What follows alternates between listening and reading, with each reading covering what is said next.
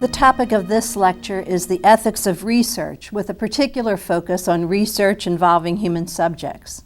Research is an important component for the advancement of science and for the advancement of medicine. The press to do research arises out of the eros, the drive to know, and the press to advance medicine arises out of the desire to heal. The drive to know and the desire to heal are to be acknowledged as gifts of God, so that human beings who are created in the image and likeness of God may exercise creative stewardship in the created world. Both the desire to know and the drive to heal are to be appropriately directed to human flourishing as the proper end of each. The means to accomplish the end must also be instances of human flourishing. However, research, which requires the participation of human subjects, must respect the dignity of the human subject, a dignity that has its source in the fact that human beings are created in God's image, and in the acknowledgement that human beings are ends in themselves. This lecture will address the issue of research ethics involving human subjects, first by indicating the sources of danger inherent in research projects, second by citing two concrete historical instances of abuse of human subjects in research, third by presenting some of the efforts to provide guidelines for researchers, and fourth by examining an example of the ongoing efforts in the United States to guide and regulate research, and finally by reflecting on the underlying principles operative in ongoing medical research in order to present some conclusions. The acknowledgement of the good of the advancement of science and the good of the attainment of medicine does not mean that the pursuit of these goals is unproblematic. A significant problem is present in the tendency of scientists and physician scientists to press and to defend their research as a value-free pursuit, a pure pursuit of knowledge without the presence of any bias. The study of the history of research involving human subjects, however, reveals that this value-free claim cannot stand, and that there have been instances of egregious abuses of human subjects in research. It has often enough been the case that the research imperative and the healing imperative are so strong that they drive the scientist researcher and the physician researcher past the appropriate limits of research. It is often the case also that the cultural bias under which the researcher operates is so distorted that evil rather than good is the result. This lecture will present some examples of the abuse of human subjects in research. The examples will be drawn from the United States first and then from Nazi Germany. It will then present the efforts to regulate the work of scientific and research communities through the creation of codes to inform and to guide their practices. The first example of research abuse to be examined, because it appears chronologically earlier than the Nazi research project, is the Tuskegee syphilis study. The syphilis study was begun in 1932 as a project of the United States Public Health Service. It is important to note at the time that the study was begun, the United States, and for that matter, the rest of the world, had articulated no formal position or guidelines on human experimentation. The scientific purposes of the Tuskegee study were to study the natural course of syphilis in the progression from onset of symptoms through latency to death in black males. The social purpose of the study was to observe how the disease affected the men in their ordinary lives. The site of the study was Macon County, Alabama. There were 600 men initially involved in the study. 400 of the men had been diagnosed with syphilis. The other 200 men were uninfected, and they were to serve as controls. The men who were involved in the research were not informed that they were participants in a research project. They were told that they were ill and that the public health services would give them care, and this care would even extend to their death. That is, public health services would provide for their funeral expenses. The men were, as a matter of fact, given no effective medication. In 1936, the first results of the study were published. Publications of the results continued regularly every 4 to 6 years through the 60s. In 1969, the Center for Disease Control, through one of its committees, made the decision to continue the studies, and the experimental studies continued until 1972, when the national press published accounts of the study. Only then, in the midst of a public outcry, did the Department of Health, Education, and Welfare order the experiment halted. Now, there are two significant occurrences in the 40 years from the commencement of the study until it was halted. One is the discovery of the effectiveness of penicillin in the treatment of syphilis and its ready availability after World War II. The other is the framing and the publication of the Nuremberg Code in 1946 at the trial of the physicians. The American justice who presided over the military tribunal worked on the preparation of the code. Two American physicians, Dr. Andrew Ivy and Dr. Leo Alexander, assisted in the preparation of the code. Although there is some disagreement between the two physicians regarding the role of each in the drafting of the code, there is enough independent corroborating evidence to show that each of them made a significant contribution to the framing of the code. In the immediate wake of the trial, the House of Delegates of the American Medical Association formally approved and adopted the principles of the Nuremberg Code. And in 1953, when the National Institutes of Health opened the Institute's clinic, it put into place a policy requiring the voluntary agreement based on informed understanding for all of its research subjects. Neither the discovery of penicillin nor the articulation of the principles of the Nuremberg Code nor the adoption of the principles of the code by various regulating bodies in medicine and science was sufficient to stop the experiment and to treat the infected men. The men in the Tuskegee study were denied in an explicit decision penicillin. The applications of the principles of the code never became an issue. The cultural bias, which was fed by social Darwinism, supported by anthropologists, ethnologists, and biologists, viewed the American Negro as a primitive race doomed to disease, vice, crime, and inevitable early extinction.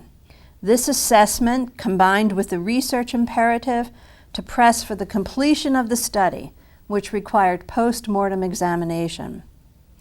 The research efforts in Germany have been chronicled since the end of World War II. The accounting of the violation of human dignity in research and medical research appeared as early as 1949, with the publication by Dr. Leo Alexander of his observation of the Nuremberg trial of physicians. His paper, Medical Science Under Dictatorship, appeared in the prestigious New England Journal of Medicine. A more recent and more expansive account by Robert J. Lifton appeared in his book, The Nazi Doctors, Medical Killing and the Psychology of Genocide. This was published in 1986. While the mass experimentation projects that were exercised by the Nazis between 1939 and 1945 are comparatively well-known, less well-known are the research projects undertaken for the advancement of science and the advancement of medicine. The following are two examples of the research imperative. Dr. Julius Hallervorden, renowned German neuropathologist who was engaged in the study of diseases of the brain, was the glad recipient of materials, the brains of those who had been killed in the camps, for the advancement of his studies. He reported to Dr. Alexander, there was wonderful material among those brains, beautiful mental defectives, malformations, and early infantile diseases. I accepted those brains, of course. Where they came from and how they came to me was really none of my business. Dr. August Hirt, professor of anatomy at the University of Strasbourg, enlisted the help of camp officials in the procurement of specimens for the development of his collection of skeletons. He preserved them and he used them in his anthropological work. The medical therapeutic imperative in Nazi Germany was tied to the risks encountered by military and the efforts to ameliorate those harms. Two examples will suffice. In attempts to develop coagulants to stem hemorrhage on the battlefield, experimental coagulants were tested on live and conscious prisoners whose limbs were amputated in order to measure the differences in coagulation time. The concern for shock from exposure to the cold by pilots who suffered immersion in the North Sea prompted a team of physicians, headed by Dr. Sigmund Rascher, to subject prisoners to exposure to brutal cold, sometimes in ice vats, in order to measure the effects of the cold. In reaction to the atrocities revealed at the Nuremberg trial, the code was developed. The code lists 10 principles to guide research involving human subjects. The most important elements in the code are the following. The code requires the voluntary consent of the research subject. The code explicitly defines what it means by voluntary consent.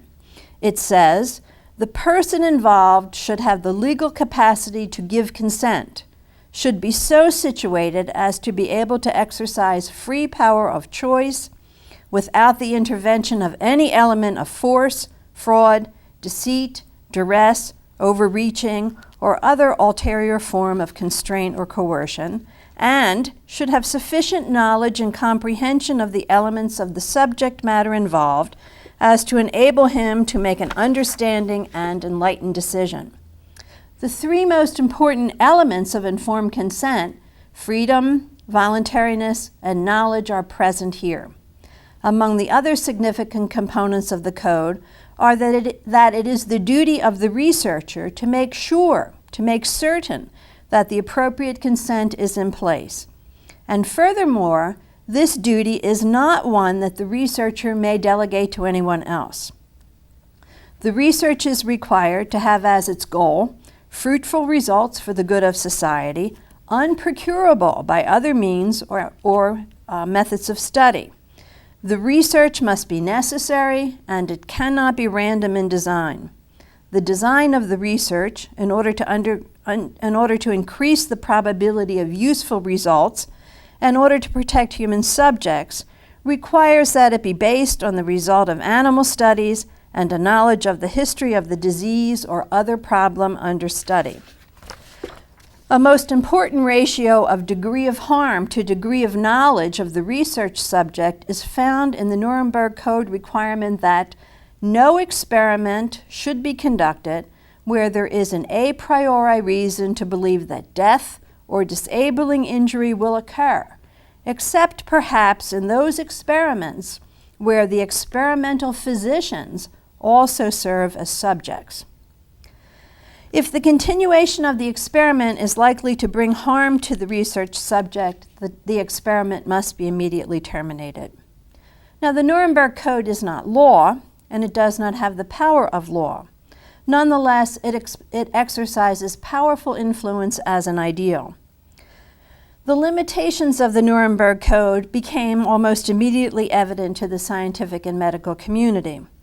There is no distinction in the Nuremberg Code between research for the sake of the advancement of knowledge and medical research combined with medical care, that is, research to advance therapy for a particular patient. The Nuremberg Code attends the researcher-subject relationship, but not the physician-patient relationship. The World Medical Association published the Declaration of Helsinki to provide the needed expansion. Of particular interest in the Declaration of Helsinki is its affirmation of the good of the individual over the interest of society in research. The Declaration says, in medical research on human subjects, considerations related to the well-being of the human subject should take precedence over the interest of society and of science. The Declaration is particularly sensitive to vulnerable populations and lists some of those for whom special care should be taken in a research situation. Among the vulnerable populations that it lists are those who are economically and medically disadvantaged, those who are incapable of consent, those whose consent may be from the result of distress, those who will not personally benefit from the research, and those for whom research is combined with care. The Declaration moves away from the strict informed consent requirements of the Nuremberg Code. It allows the participation or the use of research subjects who are incapable of informed consent, such as those who are legally incompetent, whether physically or mentally, and also legally incompetent minors. The Declaration substitutes for the informed consent of the participants the informed consent of the legal representative of the incompetent, with the added limitation that the research must be necessary to promote the health of the population represented in the subject, and that the research cannot be performed on legally competent persons. Another significant development is the addition of an assent requirement on the part of children and on the part of other incompetent persons for participation in any research project. The assent requirement carries with it an appropriate understanding, that is appropriate to the age of the subject, and an expressed willingness that does not reach the high standard of informed consent. Assent is understood to be an active agreement which takes into account the experience and the level of understanding of the incompetent person. In articulating the principles for medical research combined with medical care, the Declaration begins with the requirement that the protocol have potential value, therapeutic or diagnostic or prophylactic, for the patient, and then progresses to the permissibility within the scope of other relevant guidelines for the use of new and unproven procedures for whom proven procedures are ineffective.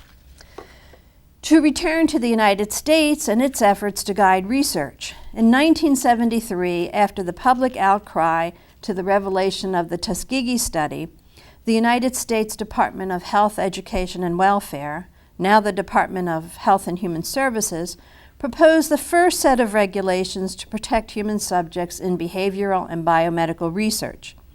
The guidelines were published in 1974 as the Code of Federal Regulations, Title 45, Public Welfare, and Part 46, Protection of Human Subjects.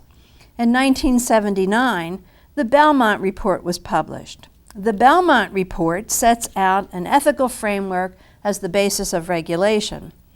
The framework lists as important principles respect for persons, beneficence and non-maleficence, and distributive justice. It provides guidelines for informed consent, assessment of risks and benefits, and the selection of subjects. In 1983, the Code of Federal Regulations specifically addressed the issue of research with children and added a section to protect the interests of children. The progression of science and medicine, combined with the need for testing the products of its research, and the occasional revelation of yet more abuses and missteps, requires regular oversight of research by regulatory agencies and the refinement of the principles and regulations.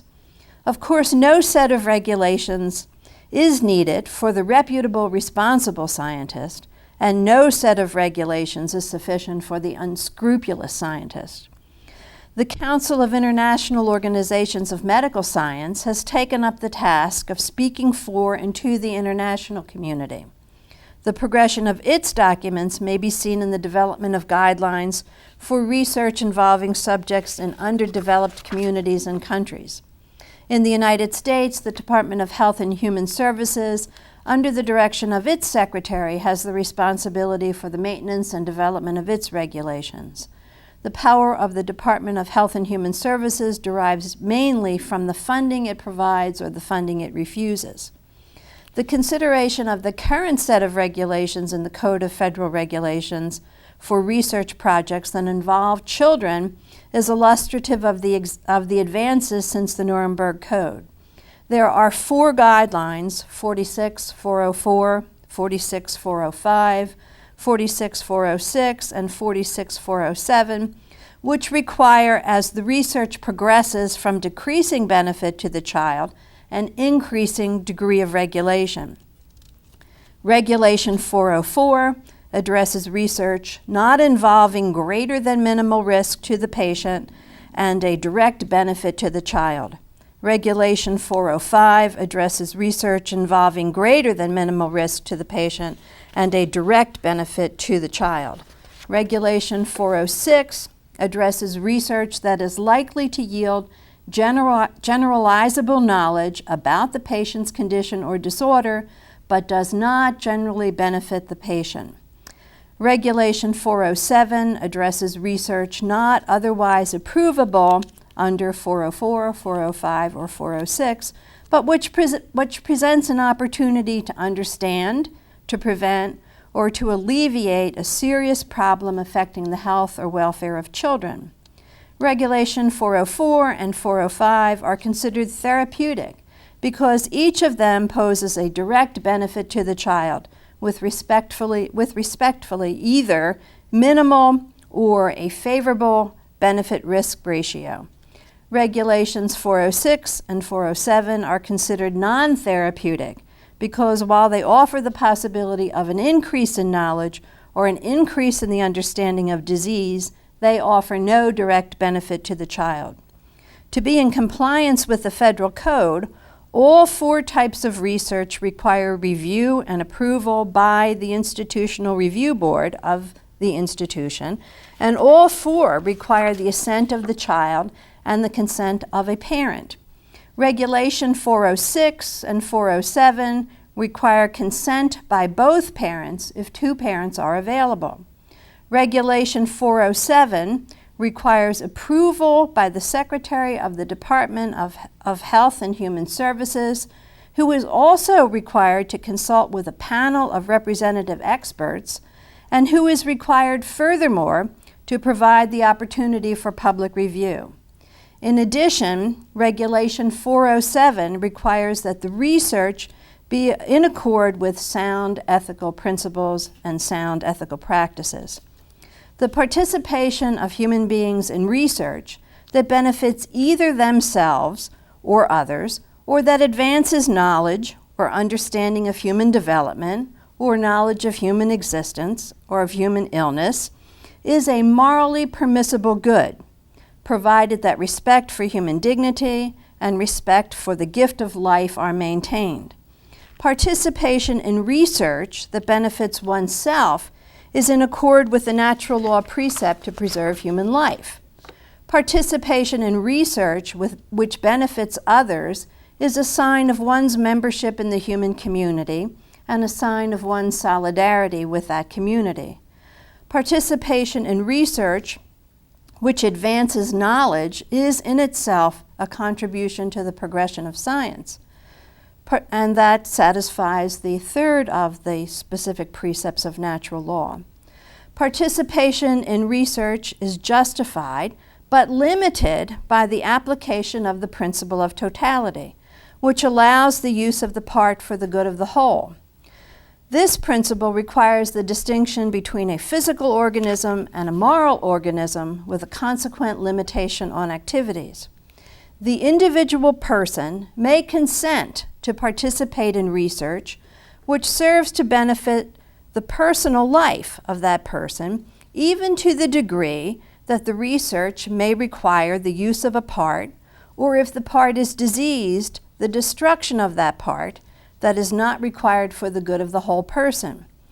The individual person may participate in research which benefits the community, but only to a limited degree.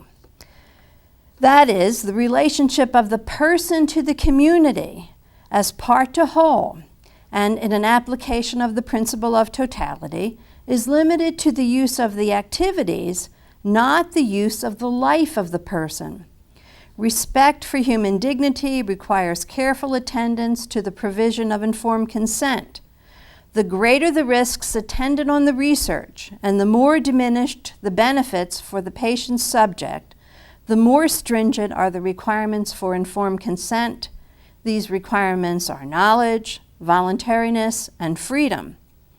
There is, of course, a limit which cannot be traversed. The following minimal conditions are required. Under no circumstances may the life of a human being be sacrificed for the good of research. This is a violation of the principle of totality, as that principle applies to moral organisms. Under no circumstance may research be carried out on a human subject without the assent and the consent provisions properly in place. Remember, consent requires voluntariness, knowledge, and freedom. Assent is a diminished kind of assent for people whose capacity is diminished to respond. Assent requires sufficient knowledge and willingness appropriate to the experience and life of the person giving assent.